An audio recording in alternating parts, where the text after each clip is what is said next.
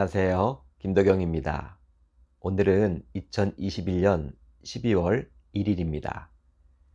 새롭게 시작하는 12월 한 달 동안도 분주함이 있겠지만 주님께서 부어주시는 은혜 속에서 잘 살아내셨으면 좋겠습니다.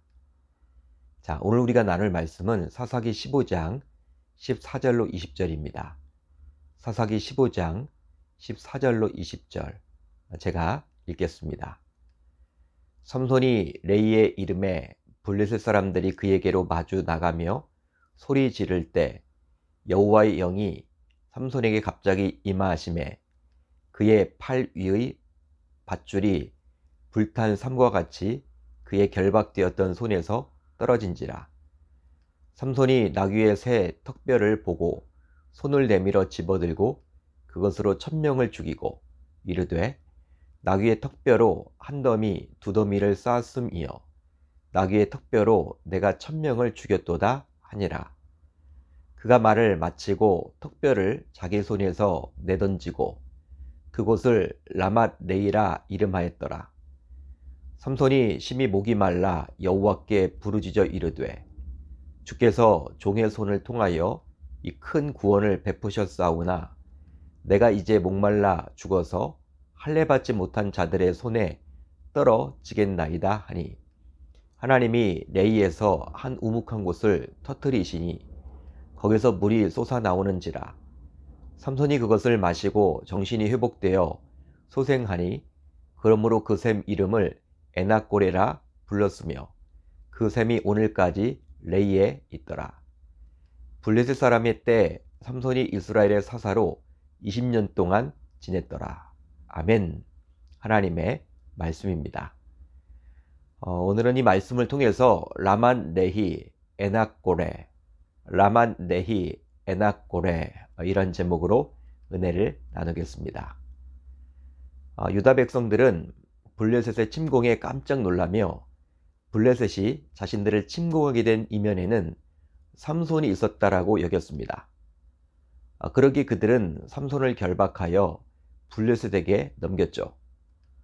블레셋 사람들은 자신들의 원수인 결박된 삼손을 보자 소리를 지르며 덤벼들었는데요. 바로 그때 하나님의 영이 삼손에게 강하게 임했습니다. 결과적으로 삼손을 단단히 묶고 있던 새 밧줄은 불탄 삼과 같이 순식간에 삭아서 끊겨 버렸죠. 즉 삼손은 하나님의 영에 사로잡혔기에 밧줄 정도로는 막을 수가 없었던 것입니다. 하나님의 영에 사로잡힌 삼손은 이제 다음과 같은 행동을 하게 되었는데요. 자, 오늘 본문 15절을 볼까요? 이렇게 기록이 되어 있죠. 삼손이 나귀의 새 턱뼈를 보고 손을 내밀어 집어들고 그것으로 1000명을 죽이고. 삼손은 나귀 새 턱뼈를 집어들고는 블레셋 사람 1000명을 죽이게 되었죠. 여러분, 나귀의 새 턱뼈는 무기라고 할 수 없는데요. 왜냐하면 당시 블레셋 사람들은 이미 철기를 소유하고 있었기에 그들의 철제 무기와 비교를 해볼 때 나귀의 새 턱뼈는 변변한 무기라고 볼 수 없기 때문입니다.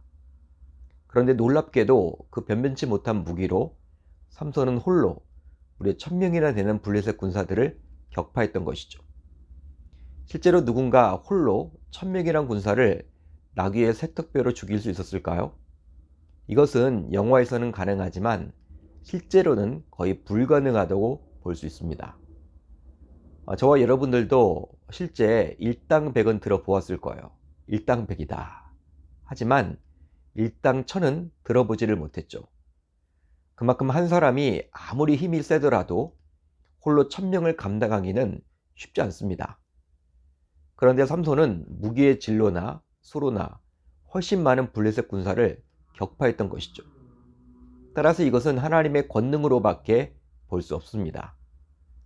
자, 오늘 말씀을 쭉 읽어보시면 이런 삼손의 모습에 대한 블레셋 군사들의 반응이 나오지는 않는데요. 하지만 우리는 충분히 예상해 볼 수 있습니다.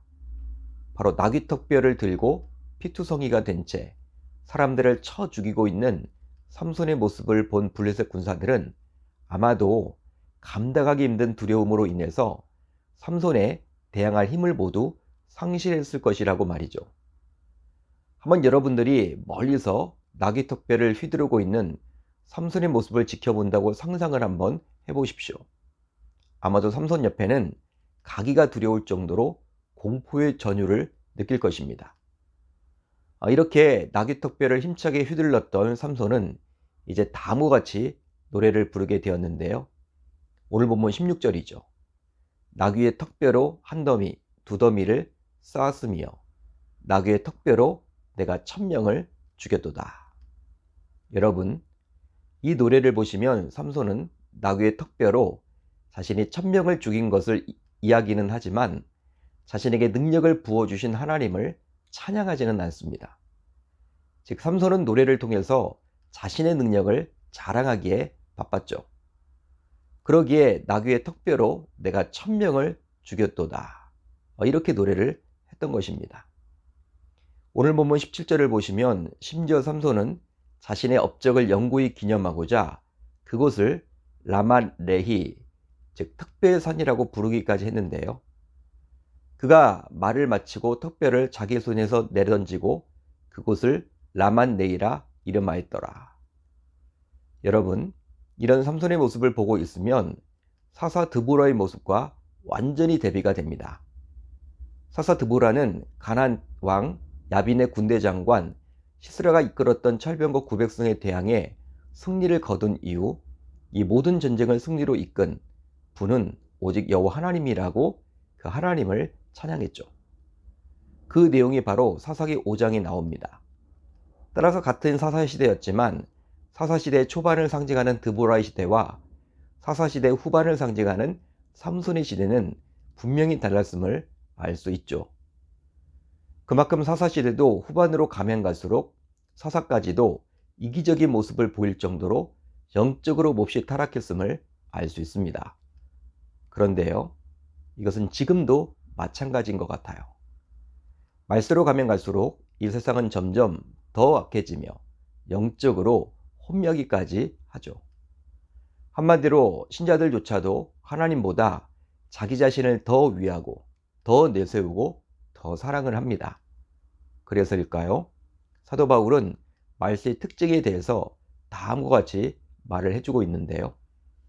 너는 이것을 알라. 말세에 고통하는 때가 이르러 사람들이 자기를 사랑하며. 그렇습니다. 말세에는 이 세상 사람들뿐만 아니라 신자들조차도 자기 자신을 사랑합니다. 그게 바로 말세의 특징이죠. 실제로 요즘의 세태를 한번 보십시오. 얼마나 사람들, 아니 신자들이 이기적입니까? 자신의 생각과 판단만이 옳다라고 주장하지 않습니까? 심지어 교회조차도 자신의 뜻대로 움직이려 하지 않습니까? 그게 바로 우리들의 모습 아닌가요? 마치 오늘 본문에 나오는 삼손처럼 말입니다. 하지만 적군 1000명을 죽이느라 힘을 모두 소진한 삼손은 곧 죽을 것만 같은 갈증과 허기를 느끼게 되었는데요. 그러자 그제서야 삼손은 하나님을 찾게 되었습니다. 삼손은 이제 자신이 1000명을 죽였던 사건은 오직 하나님의 구원 사역이며 자신은 하나님의 도구로 사용되었을 뿐이라고 고백을 하죠. 그 내용이 오늘 본문 18절에 나옵니다. 삼손이 심히 목이 말라 여호와께 부르짖어 이르되 주께서 종의 손을 통하여 이 큰 구원을 베푸셨사오나 내가 이제 목말라 죽어서 할례받지 못한 자들의 손에 떨어지겠나이다. 삼손은 이스라엘의 위기가 아니라 지극히 자신의 위기 속에서 하나님께 부르짖었습니다. 정말로 이기적인 모습을 계속해서 보여주고 있죠. 하지만 이런 이기적인 목적에서 부르짖었지만 우리 하나님께서는 삼손에게 은혜를 베푸사 목마른 그에게 샘물을 허락해 주셨고 그가 회복될 수 있도록 배려를 해 주셨습니다. 이것은 마치 민수기 20장에 나오는 한 가지 사건을 떠올리게 하는데요. 바로 출애굽 이후 광야에서 물이 없다고 불평하고 불만했던 이스라엘 백성들에게 우리 하나님께서 친히 물을 주신 것이 생각이 나죠. 여러분, 지극히 개인적인 어려움 속에서만 하나님을 찾았던 이런 삼손의 모습은 오늘날의 신자들의 모습과 별반 다르지 않습니다. 실제 신자인 우리도 교회 공동체, 나라와 민족, 이웃, 하나님 나라를 위해서는 간절히 하나님께 매달리는 경우가 거의 없죠. 단지 자신에게 어떤 고난이 찾아왔을 때, 위기가 찾아왔을 때 삼손처럼 하나님께 부르짖을 뿐입니다. 따라서 신자인 우리의 이런 이기적인 모습을 보면서도 지금이 말세 중의 말세구나 다시금 깨닫게 되는 것이죠.